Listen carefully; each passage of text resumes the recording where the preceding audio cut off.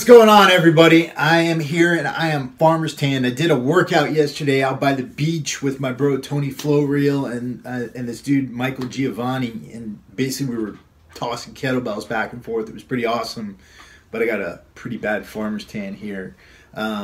Working on that. I just wanted to show that off for all of you. I got a question from George Ackerman, and George asked me he has ulcerative colitis. He asked me if he should be taking creatine. And I want to address this, but I want to address a larger issue too. And that is the idea of intestinal issues and taking supplements in general, and what order you should be focusing on your issues, okay? So the big thing is this. If you want muscle, you want to perform better, if you want all these things, that's awesome. But you need to really consider your health before you think about muscle, because if, for instance, your digestion is screwed up, or you have high gut permeability or leaky gut syndrome, this can really inhibit your ability to perform, your ability to gain muscle, your ability to burn fat, and your ability to perform mentally. If you have something like leaky gut syndrome, which is a situation where protein particles and other food particles are leaking out into your bloodstream, that can lead to a whole host of issues like autoimmune diseases like Crohn's and colitis. That could lead to ADHD, that can lead to brain fog, it could lead to other types of diseases. So you really want to, in the order of operations, be fixing your gut and your digestion first, and then thinking about all of these gains for muscle or getting more fit and all these things, because your digestion is going to be the gateway to better health, better performance, and more muscle.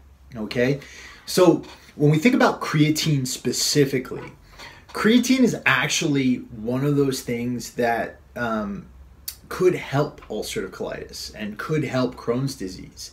Creatine actually plays an important role in healing the gut.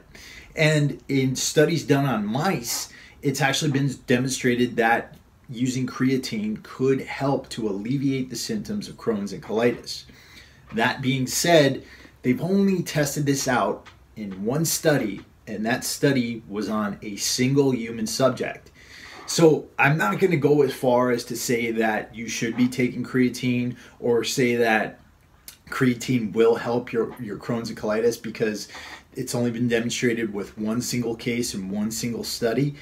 But if you wanted to take creatine, my biggest suggestion for you is this: make sure that it is micronized, right? And the reason why you want it micronized is because if it's not micronized and it gets down into the gut, it could potentially cause damage and cause some irritation in your gut that would make your symptoms worse.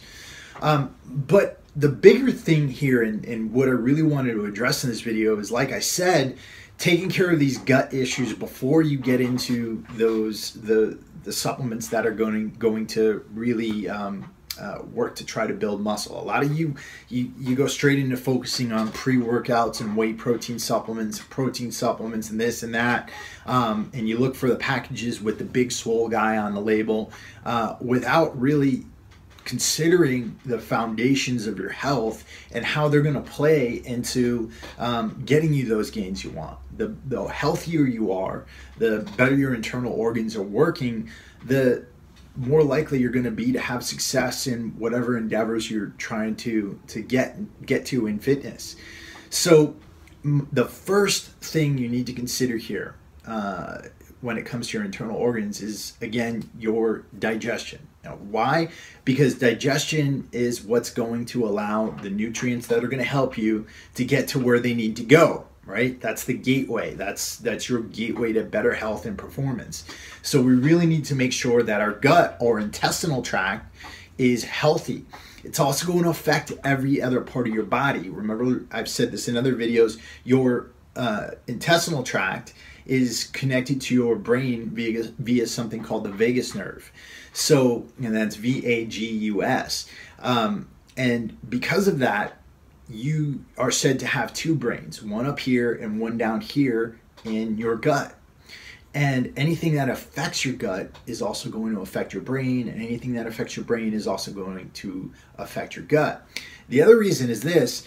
Around 75% of your immune system is located in your intestinal tract, and it's separated in some places from your waste products by a lining that's a single cell thick.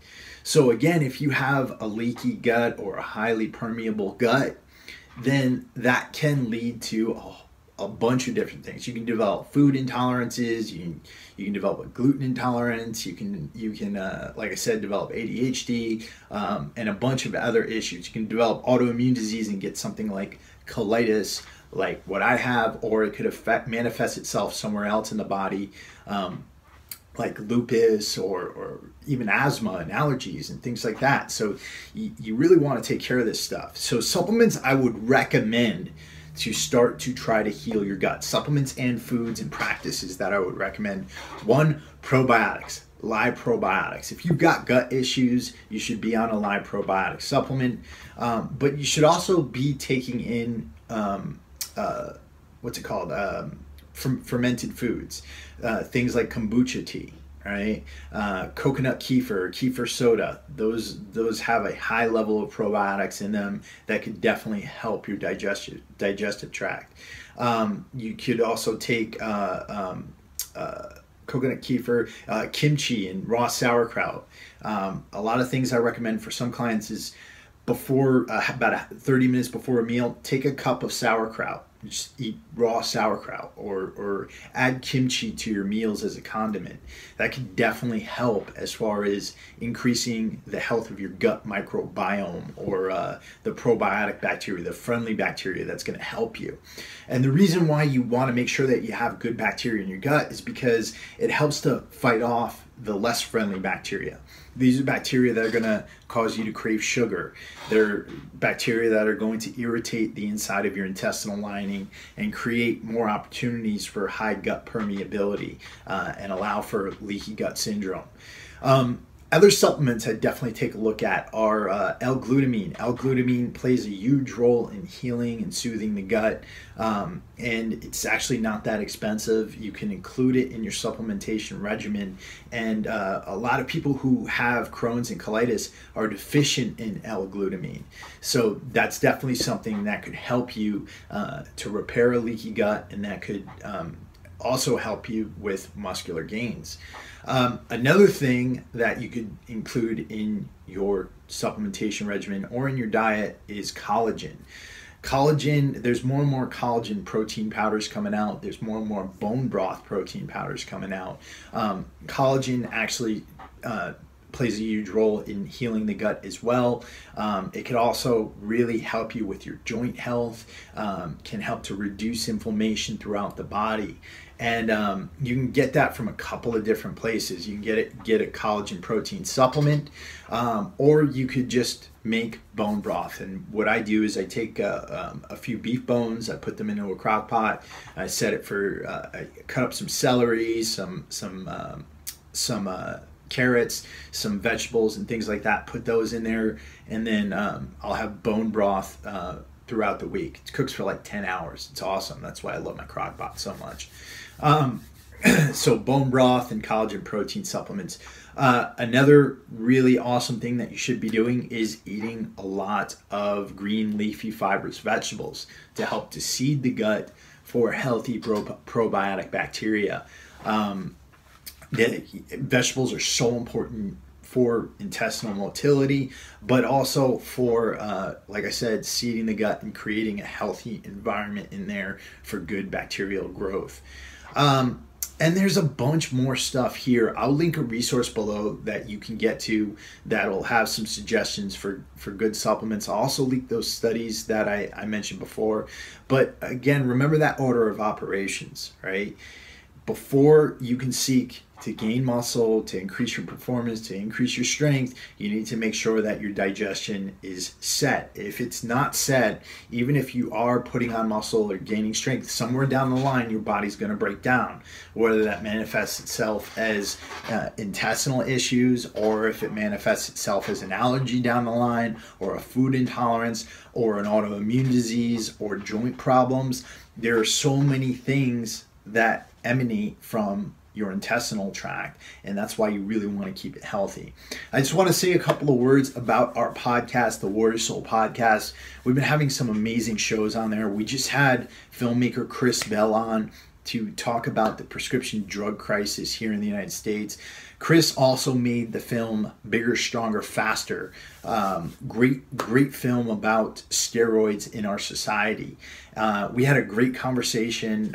We talked about bodybuilding, we talked about ketosis, but most of all, we talked about the prescription drug crisis here in the US. Somebody dies every 19 minutes from an opiate overdose.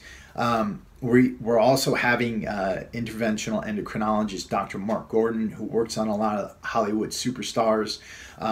He's been putting a lot of effort into veterans issues and using hormones to help with traumatic brain injury. And we're going to be having him on tomorrow. We're recording the episode, and that should be a really interesting episode for those of you who are interested in your hormonal health. And we just recently had medically retired Green Beret Kevin Fleck on. Kevin has an amazing story. He was wounded in Afghanistan and then came home and ended up getting into MIT and Harvard. He overcame some serious injuries from his time over there and today is thriving. So I'll link the podcast below, and I hope you guys get a chance to take a look at it. As always, I'll be bringing you lots of great content this week, and I hope you're all doing well. I'll talk to you soon. Peace.